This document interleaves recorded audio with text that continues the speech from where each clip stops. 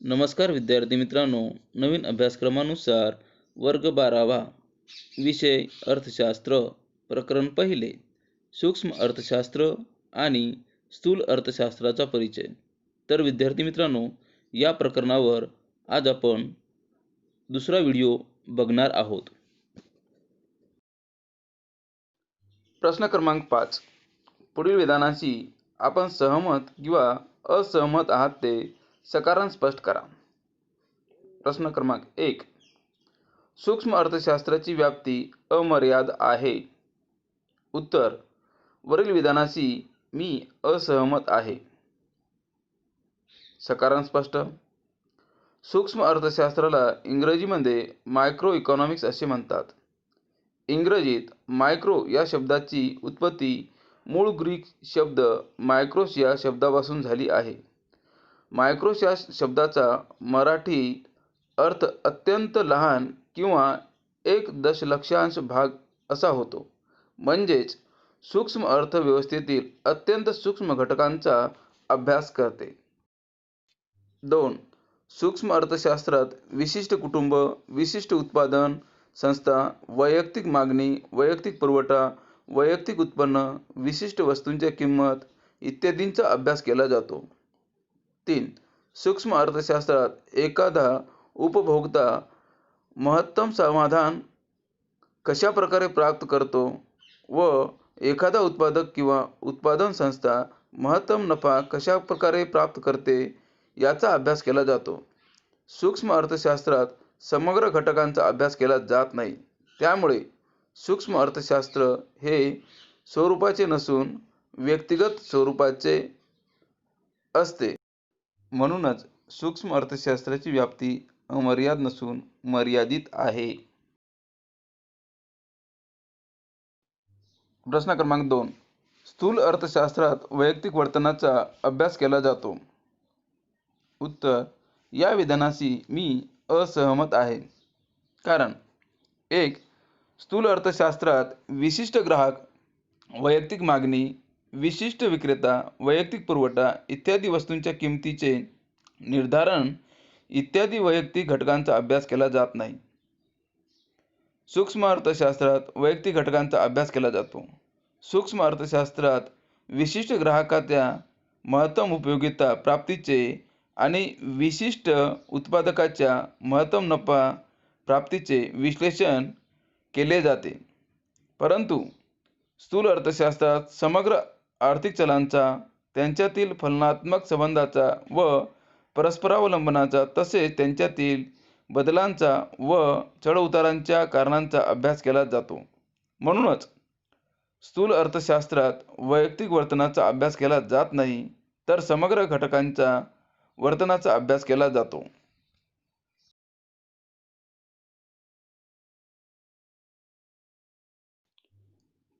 3. स्थूल अर्थशास्त्र हे सूक्ष्म अर्थशास्त्रापेक्षा वेगळे आहे. उत्तर: वरील विधानाशी मी सहमत आहे. कारण 1. स्थूल अर्थशास्त्र हे संपूर्ण अर्थव्यवस्थेचा अभ्यास करणारे अर्थशास्त्र आहे. सूक्ष्म अर्थशास्त्र हे अर्थव्यवस्थेतील विशिष्ट घटकांचा अभ्यास करणारे शास्त्र आहे. 2. स्थूल अर्थशास्त्रात समग्र मागणी, समग्र पुरवठा, राष्ट्रीय उत्पन्न, सर्वसाधारण किंमत पातळी इत्यादी समग्र आर्थिक घटकांचा अभ्यास केला जातो. सूक्ष्म अर्थशास्त्रात वैयक्तिक मागणी, वैयक्तिक पुरवठा, वैयक्तिक उत्पन्न इत्यादी वैयक्तिक आर्थिक घटकांचा अभ्यास केला जातो. 3. स्थूल अर्थशास्त्र सर्वसाधारण समतोलावर भर देते. सूक्ष्म अर्थशास्त्र आंशिक समतोलावर भर देते. स्थूल अर्थशास्त्र राशी किंवा एकत्रीकरण पद्धतीचा वापर करते. सूक्ष्म अर्थशास्त्र विभाजन पद्धतीचा वापर करते. म्हणूनच स्थूल अर्थशास्त्र हे सूक्ष्म अर्थशास्त्रापेक्षा वेगळे आहे. प्रश्न क्रमांक 4. सूक्ष्म अर्थशास्त्रात विभाजन पद्धतीचा वापर केला जातो. उत्तर: या विधानाशी मी सहमत आहे. कारण 1. सूक्ष्म अर्थशास्त्रात अर्थव्यवस्थेतील वैयक्तिक आर्थिक घटकांचा अभ्यास केला जातो. उदाहरणार्थ विशिष्ट पेढीचा अभ्यास. 2. वैयक्तिक आर्थिक घटकांच्या अभ्यासासाठी सूक्ष्म अर्थशास्त्रात अर्थव्यवस्थेचे लहानात लहान वैयक्तिक आर्थिक घटकांमध्ये विभाजन केले जाते. 3.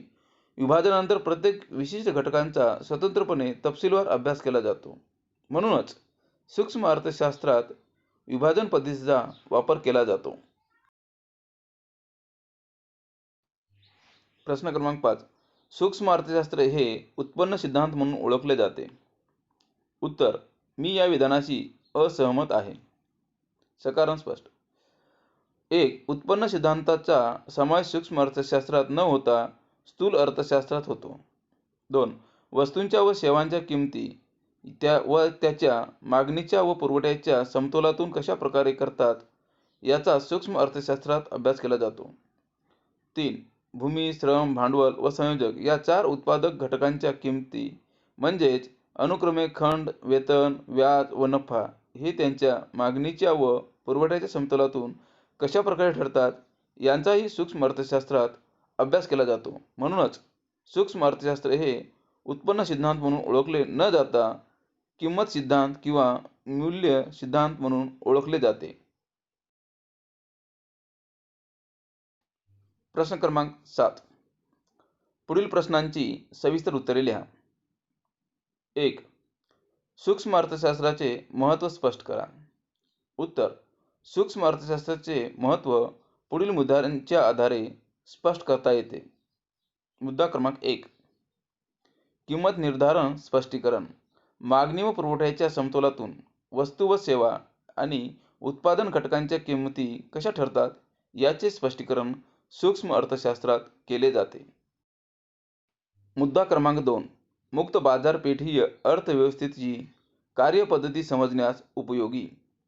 मागणी व पुरवठ्याच्या तत्वानुसार मुक्त बाजारपेठी भांडवलशाही अर्थव्यवस्थेची कार्य कशा प्रकारे चालते याच्या स्पष्टीकरणासाठी सूक्ष्म अर्थशास्त्र कोणते उत्पादन करावे, कसे उत्पादन करावे, किती उत्पादन करावे यासारखे आर्थिक निर्णय खाजगी पातळीवर घेण्यास वैयक्तिक उत्पादकास उपयुक्त ठरते. मुद्दा क्रमांक 3. विदेशी आंतरराष्ट्रीय व्यापाराच्या अभ्यासात सहाय्यक. आंतरराष्ट्रीय व्यापारापासून लाभ, विनिमय दरांची निश्चिती, जकातीचे परिणाम इत्यादींचे स्पष्टीकरण करण्यासाठी सूक्ष्म विश्लेषण उपयुक्त ठरते. मुद्दा क्रमांक 4. आर्थिक प्रारूपांच्या निर्मितीत उपयुक्त. अर्थव्यवस्थेतील गुंतागुंतीची आर्थिक परिस्थिती स्पष्ट करणाऱ्या प्रारूपांच्या निर्मितीस सूक्ष्म अर्थशास्त्र उपयुक्त ठरते. सूक्ष्म अर्थशास्त्रातील अनेक संज्ञा, संकल्पना, आर्थिक परिभाषा, विश्लेषणाची साधने यांनी अर्थशास्त्राला मौलिक रूप प्राप्त करून दिले आहे. मुद्दा क्रमांक 5. उद्योजकांना व्यावसायिक निर्णय घेण्यासाठी उपयोगी.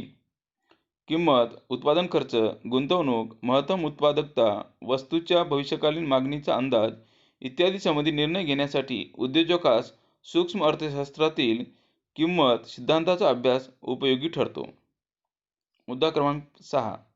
शासनास उपयुक्त. आर्थिक धोरणे आखण्यासाठी शासनास सूक्ष्म विश्लेषणाचा उपयोग होतो.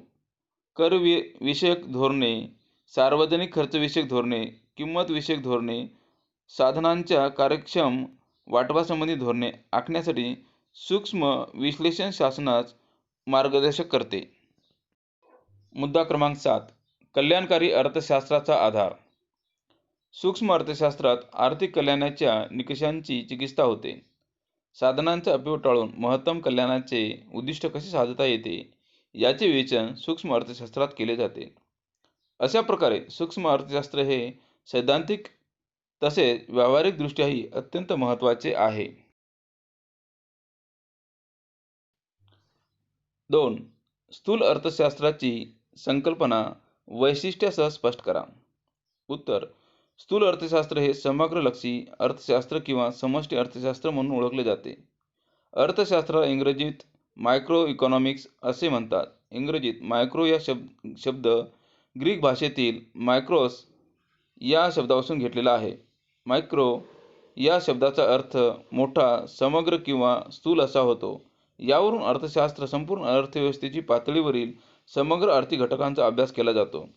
अर्थशास्त्र उत्पन्न व रोजगार सिद्धांत किंवा उत्पन्न विश्लेषण म्हणूनही ओळखले जाते. स्थूल अर्थशास्त्राची पुढील प्रमाणे वैशिष्ट्ये दिलेली आहेत. वैशिष्ट्य क्रमांक 1. समग्र घटकांचा अभ्यास. स्थूल अर्थशास्त्रात संपूर्ण अर्थव्यवस्थेचा अभ्यास केला जातो. संपूर्ण अर्थव्यवस्थेच्या पातळीवरील राष्ट्रीय उत्पादन, राष्ट्रीय उत्पन्न, एकूण रोजगार पातळी, एकूण मागणी, एकूण पुरवठा, एकूण गुंतवणूक, सर्वसाधारण किंमत पातळी इत्यादी घटकांचा अभ्यास स्थूल अर्थशास्त्रात या शाखेत केला जातो. वैशिष्ट्य क्रमांक 2. सर्वसाधारण समतोलाचा अभ्यास. समग्रलक्षी अर्थशास्त्रीय विश्लेषण हे सर्वसाधारण समतोलाचे विश्लेषण करते.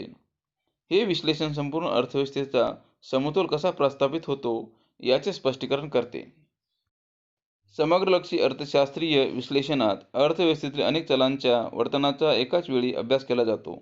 हा अभ्यास करताना विविध घटकांमध्ये तुलनात्मक संबंध व त्यांच्यातील परस्परावलंब विचारात घेतले जातात. सर्वसाधारण समतोलामध्ये सर्वच घटक इतर घटकांशी संबंधित असतात असे मानले जाते. सर्वसाधारण समतोलाचे एकूण मागणी व पुरवठा यांच्या समतोलाद्वारे सर्वसाधारण किंमत पातळी कशी निश्चित होते व त्याद्वारे एकूण उत्पन्न व रोजगाराची पातळी कशी निश्चित होते याचे स्पष्टीकरण केले जाते. वैशिष्ट्य क्रमांक 3. उत्पन्न विश्लेषण. स्थूल अर्थशास्त्र हे उत्पन्न व रोजगार सिद्धांत किंवा उत्पन्न विश्लेषण म्हणून ओळखले जाते. समग्रलक्षी विश्लेषण हे प्रामुख्याने अर्थव्यवस्थेतील राष्ट्रीय उत्पन्नाची व एकूण रोजगाराची पातळी कशी निश्चित होते आणि त्यात बदल किंवा चढ उतार कोणत्या कारणाने घडून येतो यांचे विवेचन करणारी आहे. तसेच राष्ट्रीय उत्पन्नात कशी वाढ होते आणि सामाजिक लेखांकन यासंबंधीचे सविस्तर विवेचनही हे स्थूल अर्थशास्त्राचे विश्लेषण करते. वैशिष्ट्य क्रमांक 4. परस्परावलंबनाचा विचार. स्थूल अर्थशास्त्रात राष्ट्रीय उत्पादन, राष्ट्रीय उत्पन्न, रोजगार पातळी, एकूण गुंतवणूक, किंमत पातळी इत्यादी समग्रलक्षी आर्थिक चलांमधील परस्परावलंबन लक्षात घेतले जाते. उदाहरणार्थ, गुंतवणूक पातळीवरील बदल हा राष्ट्रीय उत्पन्न, उत्पादन व रोजगार पातळी या सर्वांमध्ये कसा बदल घडवून आणतो व अंतिम आर्थिक विकासाच्या पातळीत कसा बदल घडवून आणतो याचे स्पष्टीकरण समग्रलक्षी विवेचनात आढळते. वैशिष्ट्य क्रमांक 5. राशी पद्धतीचा अवलंब. समग्रलक्षी विश्लेषण हे समुच्चयात्मक स्वरूपाचे आहे. यामध्ये संपूर्ण अर्थव्यवस्थेच्या पातळीवरील समग्रांचा म्हणजेच आर्थिक चलांच्या बेरजांच्या स्वरूपातील एकूण परिणामांचा अभ्यास केला जातो. म्हणजेच समग्रलक्षी अर्थशास्त्राचे विवेचन हे एकूण मागणी, एकूण पुरवठा, राष्ट्रीय उत्पादन इत्यादी समग्रलक्षी चलांशी संबंधित असते. त्यामुळे या सूक्ष्म अर्थशास्त्रात राशी पद्धतीचा अवलंब केला जातो.